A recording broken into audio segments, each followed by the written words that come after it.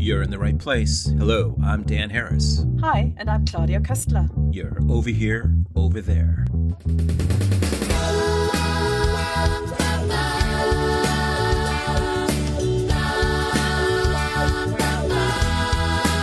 Welcome to Over Here, Over There, a global conversation about how we see others and others see us. I'm Dan Harris. I'm going to hand this over to my podcast colleague, Claudia Koestler, senior editor at the Süddeutsche Zeitung in Germany, who will tell us in a moment what's on her mind this week. But first, as a reminder, you can follow us on social media and contact us via our website at overhereoverthere.org.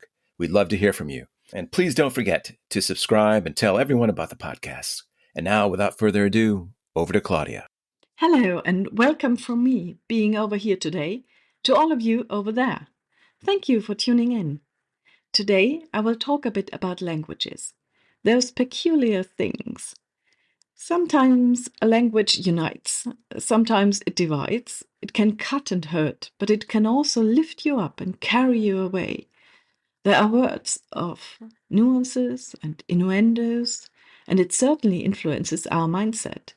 At least I'm convinced that I am a bit friendlier and maybe even a bit more charming in English than I'm probably in my German. The poor team that I manage professionally can certainly tell you a thing or two about the fact that I've never yet given them a good talking or bashing in English, partly because German comes across as so wonderfully sharp and precise. But I have occasionally greeted them with a happy English phrase just to wind them up once in a while. Incidentally, this was also the topic of a recent international dinner table conversation. How strange German words sound to foreign ears. The many guttural sounds, the rolling R, these combinations of words that makes it complex and complicated. A former teacher of Icelandic, with whom I had lessons as a young student, was very flexible with all her different languages as well. She liked to tell us in German that someone should please take the Ulpe from her. We all stared at each other, but couldn't dare to ask what she really meant. We didn't understand. She repeated this. Kann jemand meine Ulpe bitte nehmen? She repeated it several times with such vigor that we were increasingly convinced that we simply had gaps in our mother tongue. Then she took off the Ulpe herself, and we realized that she had simply Germanized the Icelandic word for jacket, Ulpur, with the ending and hoped for the best. Well, that's what happens when you take a gamble and challenge the typical German charm. Chances are that you're not gonna get any. I am absolutely convinced that I'm inadvertently doing the same, and that I'm now happily stirring 3 or 4 languages into a soup of my own. Please, don't be shy and step on my toes if I give off some gobbledygook in a tone of conviction. Where Esperanto has disappeared into oblivion, I'll probably cheekily have taken up a new approach without letting others in. But anyway, let's get on.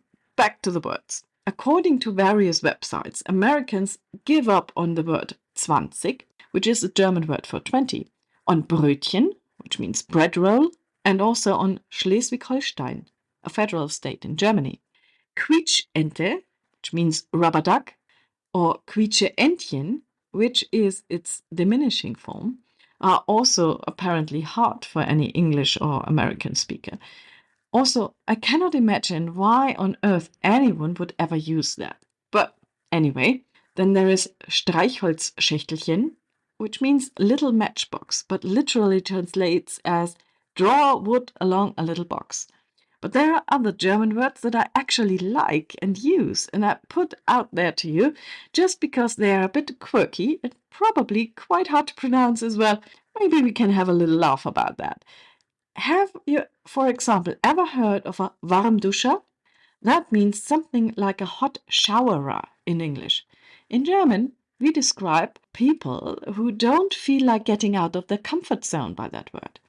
In English, terms like a wimp would probably be used to describe such a person, and there are even synonyms for Warmduscher to describe the person, like a Schattenparker, which means shadow parker, or, my favorite, Weichei, soft egg.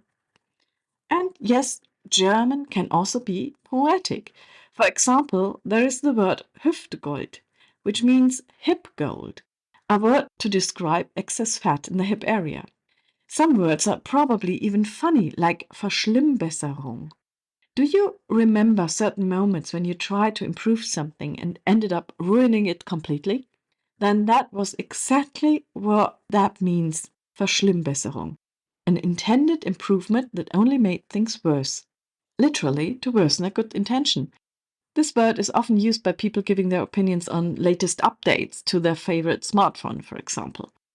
In my line of work as an editor and journalist, of course, I do come across some of the longest and most technical phrases and words, so brace yourself for a little bit of that. For example, there is the Bundesausbildungsförderungsgesetz, a very long compound word, I admit it. It means Federal Training Assistance Act, or the Personenkraftwagenhaftpflichtversicherung, which means passenger car liability insurance.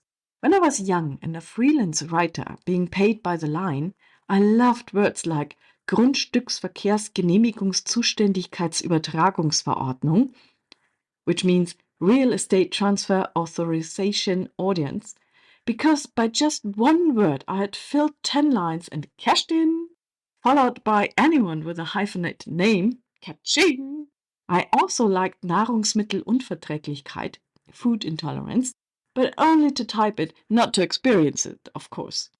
And when it comes to the political side of things, there is a term that describes perfectly how I feel quite often. Fremdschämen. A feeling of embarrassment for another person's acts.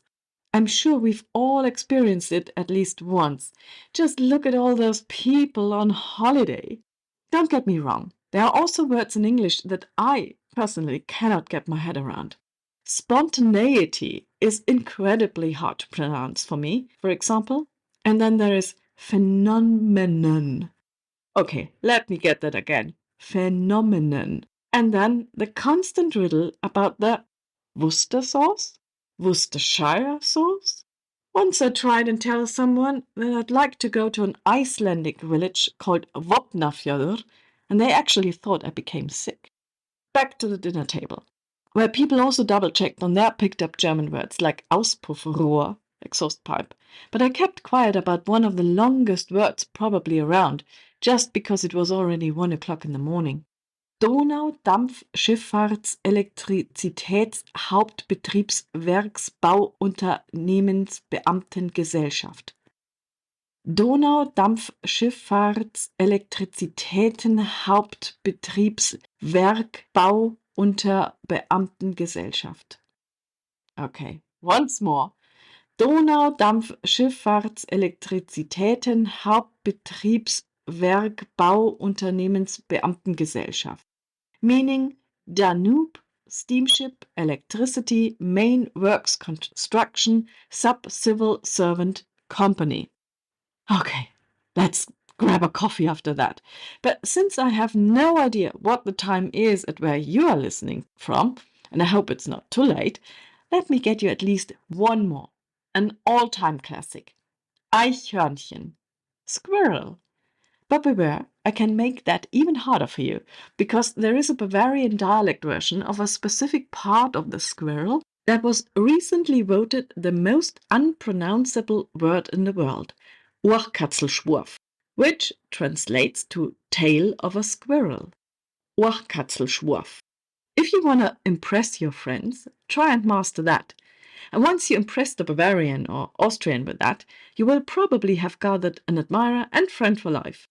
The least you will get is an invite to dinner for sure. They might have slaughtered your language by that time, but I assure you they won't be serving you the rest of the squirrel on a platter. Thanks, Claudia, and thanks to you out there for listening.